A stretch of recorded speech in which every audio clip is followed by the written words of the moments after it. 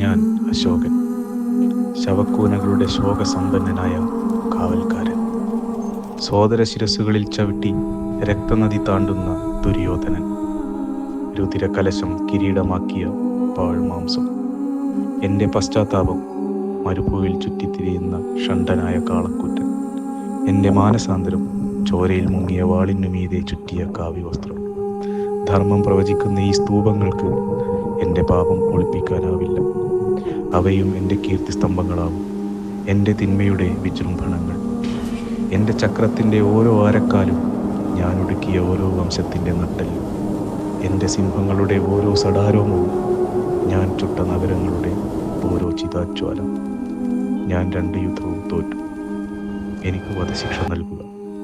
അന്ത്യാഭിലാഷം ഇത്രമാത്രം. ഞാനാകട്ടെ ഭൂമിയിലെ അവസാനത്തെ രാജാവ്.